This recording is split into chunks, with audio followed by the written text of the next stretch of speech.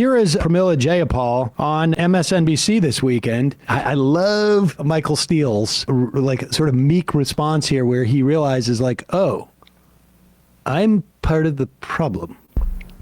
I would just say to people who think we should be Republican-Lite on a whole bunch of things that at the end of the day, if you could have the real thing or you could have a light version, what would you pick? You'd probably pick the real thing if you were oriented in that way. I get the regular Coke every time. And you would lose all of the people that are actually part of the Democratic base or could be a part of the Democratic base. I've been saying this for a long time. And when I look at the numbers, that is what I see. It isn't just this election. It goes back. I just went back to 2012. We are increasingly losing working people and poor people in this country because we're not delivering for them on the things that matter. But aren't they moving to the right? Well, they are, but that's because they feel like the system is broken. And Leader Jeffrey did a great job of describing this the other day in a press conference that I saw. They feel that the system is broken. And they're right. They're right. Housing is too expensive. Mm-hmm. The price of stuff in the grocery stores, too high. They can't afford, their kids can't afford homes. I mean, the idea of even having a down payment for a home, I'm sorry, people can't afford the rent. This is true. It's too expensive. It's too expensive. And that's not just in Seattle or Los Angeles. That is everywhere. Opioids on the streets, really ravaging communities. And so they feel like, listen, you guys said you were the party for the working class. It's not working. And by the way, big money campaigning with Republicans and with billionaires, once again, does impact how people think about what the contrast is. So if you're a working class person who has just felt like your life is getting worse and worse and worse, you might just say, listen, I've been with this party the whole time. I'm going to throw it in, and I'm going to try to go for the guy who's going to blow up the system. So I think there's a lot in here. It's not just one election. I don't think that we can just blame the candidate who had 104 days to get this done. I think we really have to be willing to look deeper at what has been happening over time. Why didn't we raise the minimum wage when we could? We haven't raised the minimum wage. Minimum wage is passing on the ballot in Trump states. Paid sick leave is passing. 3 states, paid sick leave, passing on the ballot in Trump states. And we've been saying this for some time. People will turn against other people, whether it's immigrants, whether it's whomever, when their own situation is not good. And I want to make something else clear here.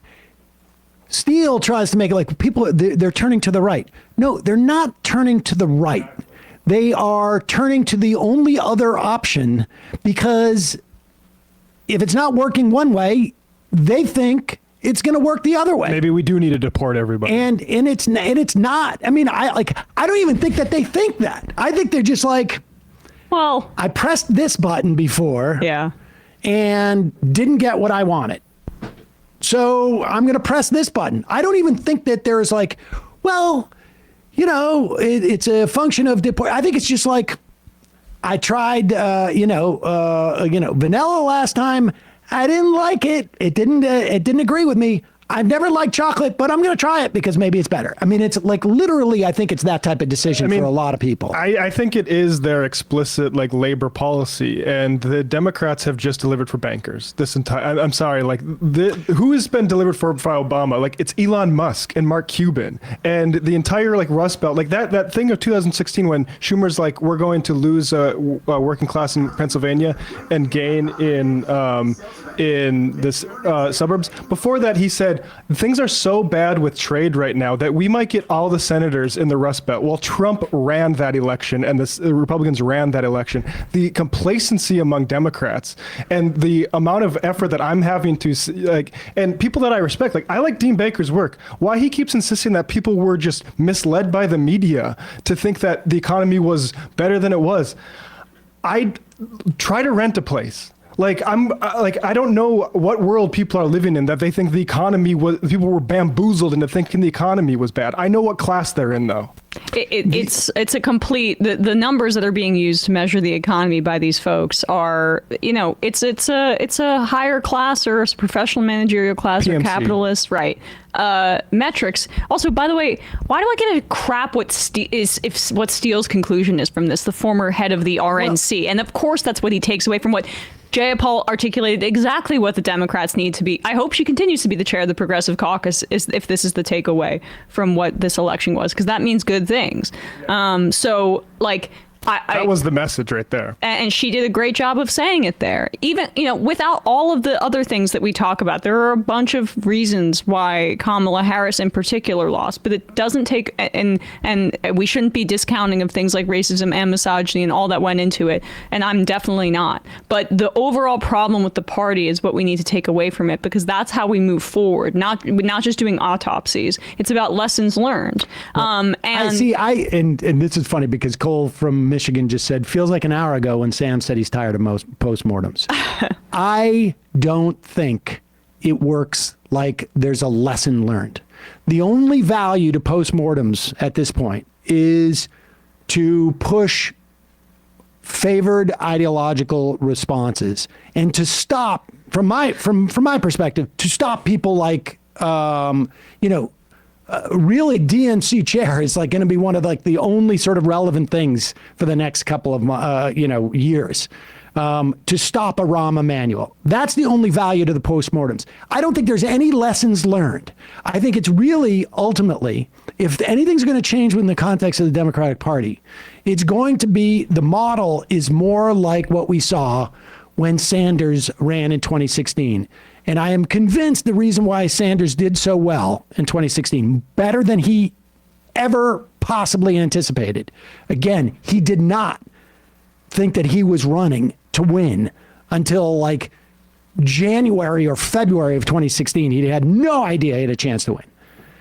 The reason why is because there was a movement to draft Elizabeth Warren in the Democratic Party.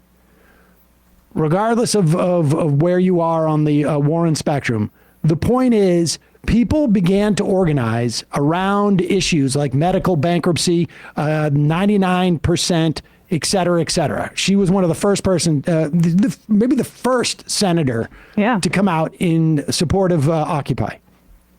And people started to organize around that. In the sheer power of that organization, I think Bernie added to it significantly, but he had a basis on day one that I don't think he fully understood that he had. And that to me is the only thing. There is no, well, I've been thinking about this and, I'm Rahm Emanuel and I'm convinced by the arguments that in fact, Harris would have won if she had done the weird thing and let Tim Walz talk about what he had done. That's not going to happen. That doesn't happen. This is, I don't know if that happens in any context, but it certainly doesn't happen with the party. It comes down to, are you going to build a movement that is going to be a player in the next sort of whatever it is, 2022, 2026 elections or 2028 elections? And this just returned to my, because I was going to say this earlier, but Trump even defied my expectations of he couldn't possibly win this way, right? He was even more base oriented, giving them everything they wanted, bringing out low propensity voters. But even the laziness of the campaign, but just the most absurdly racist, misogynistic rhetoric, plus the anger and the bullying and the smashing of things. He was even more untethered than he was in 2016, unless I'm whitewashing it in my brain. And it worked, because you know why? He turned out his base. Yeah. And the Democrats have tried to kick their base in the teeth since I've been sentient and been able to identify this kind of stuff in politics. And so they are always trying to win by disciplining their base as opposed to rewarding their base. And this model has come up against reality, a brick wall of reality. And there has to be a course correction. And Jayapal says there that Hakeem Jeffries agrees with her. Let's hope that that's the case, because if not, and Rahm Emanuel and that kind of cadre wins the day, we're in deep shit, even more deep shit than we're in right now. And I would just observe that if Harris won even very narrowly, all the people that are saying she was too woke to win and that's why she lost will be saying she ran a great campaign and that's why we need to jettison 100%. That's the thing. It's all this postmortem stuff is bullshit. At the end of the day, no one's learning any lesson. It's really about what in the near term is the spin going to impact in terms of decisions that the party's going to make. And that only decision at this point is who's going to be DNC chair. And that is going to be a decision that is going to be fought in sort of like the conventional think spaces. And we can influence that. But in terms of of real change, and it's going to come from the exact sort of same thing as, both the electoral outcomes we want are going to be impacted by just sort of the broader political changes that we want, which is, organization and movement building.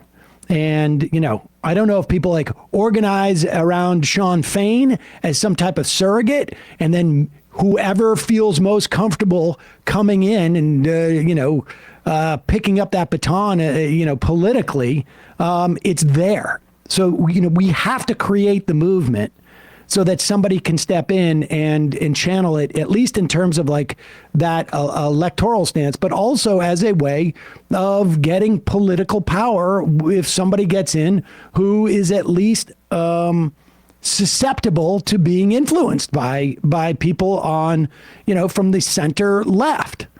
All right, we're going to take one phone call just because I feel so bad. An hour ago, I said no postmortems, but honestly, I am sick of it. And now we've purged it. Sometimes these things have to pass, like a kidney stone. Hey, folks, don't forget to hit the subscribe button and check out our daily show. We do it every day at 12 p.m. Eastern for about 2.5 hours. We even take phone calls. You should check that out.